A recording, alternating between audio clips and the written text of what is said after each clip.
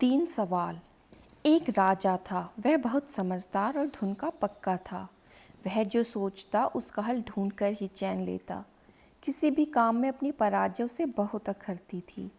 वह सोचता क्या उपाय किया जाए जिससे वह कभी न हारे। एक दिन उसके मन में तीन सवाल उठे। पहला सवाल था, किसी कार्य को करने का सही समय कौन सा होता है।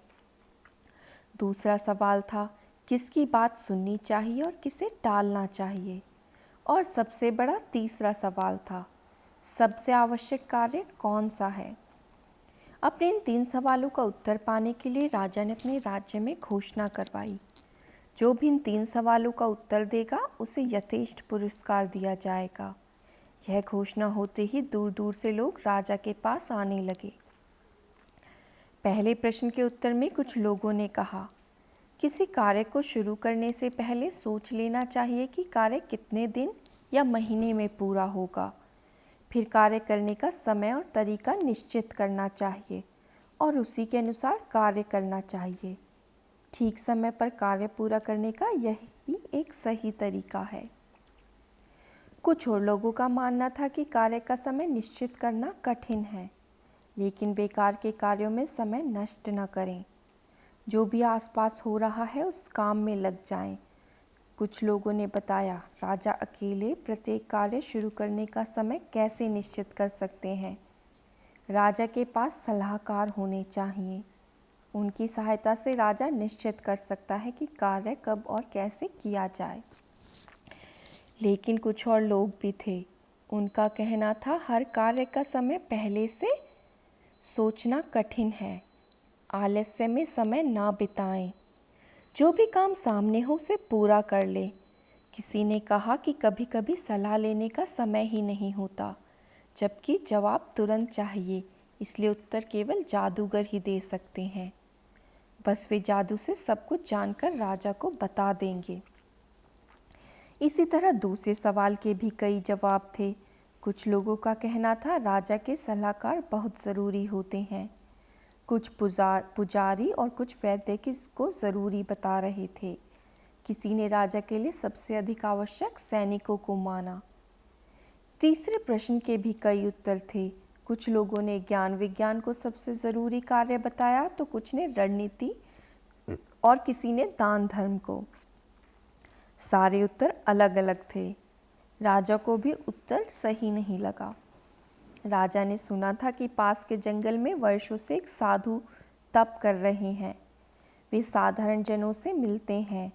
उनके ज्ञान की चर्चा दूर दूर तक थी। अपने सवालों के जवाब पाने के लिए राजा ने उनसे मिलने का निश्चय किया।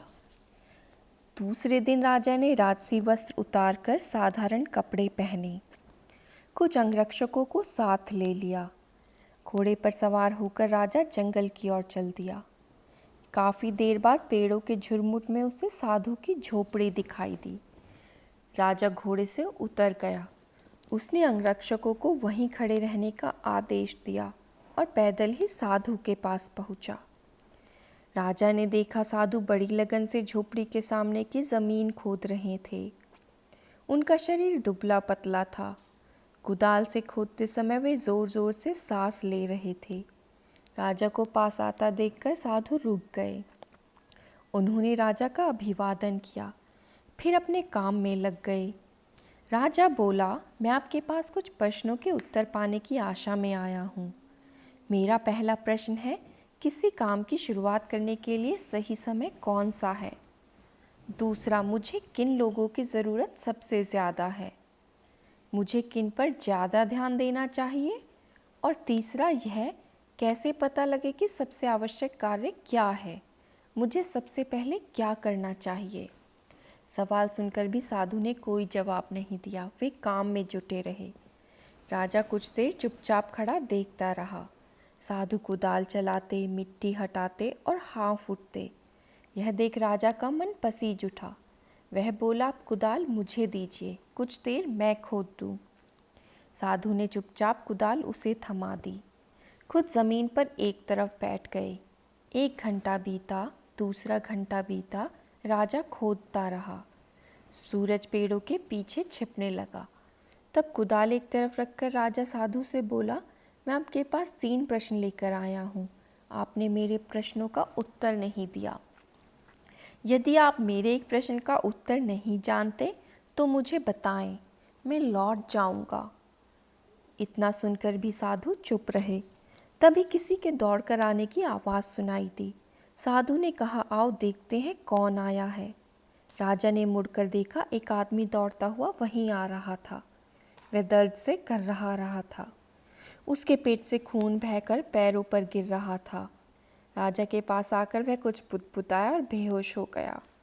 राजा और साधु ने मिलकर उसे भूमि पर लिटाया, उसके कपड़े ढीले किए।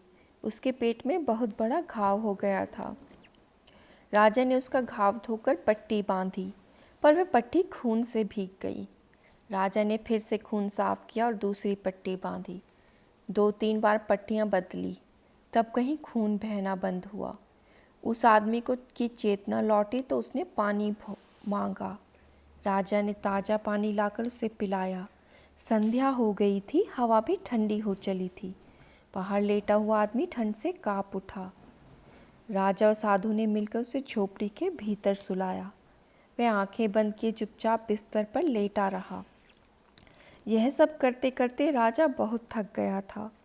देहरी पर बैठते ही वह गहरी नींद में सो गया। दूसरे दिन सुबह उसकी आंख खुली। पहले तो उसे समझ में नहीं आया कि वह कहाँ है। सामने लेटा हुआ बीमार आदमी कौन है, वह उसे एकटक देखता रहा। धीमी आवाज़ में उस आदमी ने राजा से कहा, मुझे माफ़ कर दीजिए। राजा पहले तो अचकचाया, फिर बोला, मैं तुम्हें नहीं जानता, तुम मुझसे माफ़ी क्यों मांग रहे हो? आप मुझे नहीं जानते, मैं आपको जानता हूँ। मैं आपका शत्रु हूँ। आपने मेरे भाई को फांसी की सज़ा सुनाई थी, उसकी संपत्ति जब्त कर ली थी। मैंने तभी आपसे प्रतिशोध लेने की कसम खाई थी। मुझे मालूम हुआ आप साधु के पास अकेले आए हैं। मैंने सोचा था जब आप वापस लौटेंगे तब मैं आपकी हत्या कर दूंगा, लेकिन पूरा दिन बीतने पर भी आप नहीं लौटे। जब मैं आपको खोजता हुआ इस तरफ आ रहा था, आपके अंगरक्षकों ने मुझे पहचान लिया।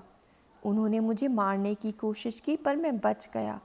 अगर आपने मेरी मरहम पट्टी ना की होती तो मैं मर ही गया होता। आपने मेरी जान बचाई है। अगर मैं जीवित बचा और आपने चाहा तो जीवन भर आपकी सेवा करूंगा। मुझे क्षमा करें। सारी बातें सुनकर राजा बहुत खुश हुआ। उसने सपने में भी नहीं सोचा था कि शत्रु इतनी आसानी से मित्र बन सकता है। राजा ने उसे क्षमा कर दिया। उसे विश्वास दिलाया कि लौटकर वह उसकी देखभाल का पूरा इंतजाम करेगा। राजा झोपड़ी से बाहर आया। साधु के पास जाकर बोला, मैं अंतिम बार आपसे अपने सवालों का हल मांग रहा हूँ। साधु घुटनों के बल बैठे उन क्यारियों में बीज बो रहे थे जिन्हें कल तैयार किया गया था। साधु ने सिर उठाकर राजा से कहा, राजन, तुम्हें तुम्हारे सवालों के जवाब मिल चुके हैं। राजा हैरान हुआ। उसने कहा, मैं समझा नहीं। साधु बोला, क्या तुम्हें मालूम नहीं, तुम समझ नहीं सके? अगर कल तुम्हारे मन में मेरे लिए दया न आई होती तो तुम चले गए होते। तुमने ये क्यारियाँ तैयार न की होती तो राह में यह आदमी तुम पर हमला करता। मेरे पास न रुकने के लिए तुम पछताते। जब तुम क्यारियाँ तैयार कर रहे थे वही सबसे सही समय था। तब सबसे महत्व का आदमी मैं था। उस समय मेरा काम सबसे ज़रूरी काम था। जब वह आदमी दौड़कर हमारे पास आया और हमने उसकी मरहम पट्टी की, वही सबसे सही समय था। अगर तुम उसकी मरहम पट्टी ना करते तो उसकी मृत्यु हो जाती। इसलिए उस समय वही सबसे महत्व का आदमी था। तुमने उसके लिए जो भी किया उस समय वही तुम्हारा सबसे ज़रूरी कार्य था। याद रखना, सबसे सही समय वही होता है जब हमारे पास किसी भी तरह की शक्ति होती है। सबसे महत्व का आदमी वह होता है जिसके साथ हम होते हैं। कोई नहीं जानता कब क्या होगा। सबसे ज़रूरी काम है अपने सामने संकट में पड़े आदमी की सहायता करना। हमें जीवन इसलिए मिला है कि दूसरों के काम आए। इसी में जीवन की सफलता है। इतना कहकर साधु चुप हो गए। साधु को उत्तर पाकर राजा को संतोष हुआ। राजा ने आदर से उनको प्रणाम किया और उनसे विदा लेकर अपने महल की ओर चल पड़ा। Leo Tolstoy.